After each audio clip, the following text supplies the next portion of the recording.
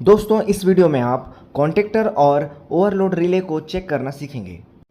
किसी भी कॉन्टेक्टर और ओवरलोड रिले और अदर इलेक्ट्रिकल्स आइटम को चेक करने के लिए आपको डिजिटल मल्टीमीटर या क्लैम्प मीटर का ज्ञान होना बहुत ज़रूरी है। दोस्तों जो आपको सामने मैं दिखा रहा हूँ यह है क्लैम्प मीटर और इंडस्ट्री में इसी क्लैम्प मीटर का यूज़ अधिकतर इलेक्ट्रीशियन करते हैं। दोस्तों यह बहुत ही कंफर्टेबल होता है और पोर्टेबल भी होता है, जिससे आप किसी भी इलेक्ट्रिकल आइटम को बहुत आसानी से चेक कर सकते हैं। कॉन्टेक्टर बहुत प्रकार के होते हैं और सभी कॉन्टेक्टर को चेक करना बहुत आसान होगा। जैसे कि मैं आपको एक सामने कॉन्टेक्टर दिखा रहा हूं दोस्तों, और हमें कोई भी कॉन्टेक्टर को चेक करना है तो उसमें हमें सबसे पहले उसके पावर कनेक्टिंग पॉइंट को समझना होगा और हम उस कॉन्टेक्टर में लगे एनओसी कॉइल को भी चेक करेंगे। पावर कनेक्टिंग टर्मिनल्स जैसे कि इस कॉन्टेक्टर में आपको दिख रहा होगा दोस्तों L1, L2, L3 और आउटपुट में T1, T2, T3। दोस्तों यह पावर कनेक्टिंग पॉइंट है और इन पावर कनेक्टिंग पॉइंट में हमें एक मल्टीमीटर की सहायता से कंटिन्यूटी चेक करना होता है। दोस्तों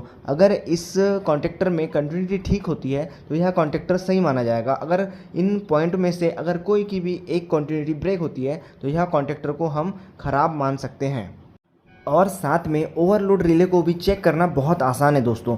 इसमें भी हमें टोटल 3 कनेक्टिंग पॉइंट दिख रहे हैं दोस्तों, और इसमें 3 इनपुट कनेक्टिंग पॉइंट भी है दोस्तों, जिसमें से हमें आउटपुट में सप्लाई T1, T2, T3 से मिलती है। दोस्तों हम बारी बारी से इस वीडियो में बताए हुए कॉन्टेक्टर, ओवरलोड रिले और एनओसी कॉइल को चेक करेंगे, लेकिन उससे पहले अगर आप इस चैनल पे फर्स्ट टाइम हैं या आप इस चैनल पे पहली बार विजिट किए दोस्तों, तो आप जल्दी से इस चैनल को सब्सक्राइब कर दीजिए और साथ में बेल आइकन को दबा दीजिए, क्योंकि आने वाली लेटेस्ट वीडियो सबसे पहले आप तक पहुंच सके। दोस्तों सबसे पहले हमें मल्टीमीटर को कंटिन्यूटी पोजीशंस में रखना होगा दोस्तों। तो हम मल्टीमीटर को कंटिन्यूटी पोजीशंस में रखने के लिए इसमें लगे रोटरी स्विच को कंटिन्यूटी वाले पॉइंट पे, जहाँ पे हमें एक सायरन का सिंबल दिखाई दे रहा है दोस्तों, वहाँ पे लाके रख देते हैं। उसके बाद रेड प्रॉप और ब्लैक प्रॉप को आपस में टच करते हैं दोस्तों, तो हमें कुछ इस प्रकार का बीप साउंड सुनाई देगा। अब इस मल्टीमीटर की सहायता से कॉन्टेक्टर में लगे एनओसी कॉइल को चेक करते हैं। चेक करने के लिए इस प्रॉप को हम कॉन्टेक्टर के A1 और A2 में कनेक्ट करते हैं दोस्तों।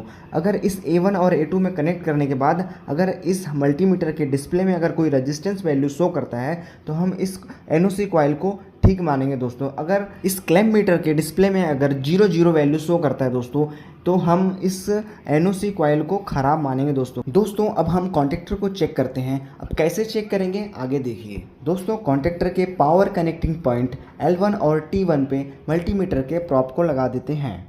दोस्तों कॉन्टेक्टर के मोमेंटिंग पॉइंट दोस्तों, जहाँ पे एडम ब्लॉक कनेक्ट होता है वहाँ पे हम प्रेस करते हैं। अगर प्रेस करने के बाद मल्टीमीटर में बीप का साउंड सुनाई देता है कुछ इस प्रकार से, तो यह कनेक्टिंग पॉइंट को हम ठीक मानेंगे। उसी प्रकार कॉन्टेक्टर के L2 और T2 में मल्टीमीटर के प्रॉप को लगा देते हैं दोस्तों, और हमें उसी प्रकार से साउंड अगर बीप का आता है तो हम इस कनेक्टिंग पॉइंट को भी ठीक मानेंगे दोस्तों। उसी प्रकार तीसरे नंबर में कनेक्टिंग पॉइंट दिया है दोस्तों, L3 और T3 को ऐसी मल्टीमीटर का प्रॉप लगा के चेक करते हैं और हमें बीप का साउंड सुनाई देता है, तो हम इस कॉन्टेक्टर को एकदम सही समझेंगे दोस्तों। अगर इस कॉन्टेक्टर में किसी भी कनेक्टिंग पॉइंट से अगर हमें बीप का साउंड सुनाई नहीं आता तो हम उस कॉन्टेक्टर में कंटिन्यूटी ब्रेक समझेंगे दोस्तों, मतलब कि उस कॉन्टेक्टर को हम खराब समझेंगे। ओवरलोड रिले को भी चेक करना बहुत आसान है दोस्तों। ओवरलोड रिले को चेक करने के लिए कॉन्टेक्टर में कनेक्ट होने वाले कनेक्टिंग पॉइंट से हमें T1 का कंटिन्यूटी चेक करना है। हम दोनों प्रॉप को उसमें कनेक्ट कर देते हैं। अगर बीप का साउंड सुनाई देता है तो यह कनेक्टिंग पॉइंट भी ठीक माना जाएगा दोस्तों। उसी प्रकार तीनों कनेक्टिंग पॉइंट को दोस्तों हम बारी बारी से चेक कर लेते हैं, और सभी कनेक्टिंग पॉइंट में हमें बीप का साउंड सुनाई देना चाहिए,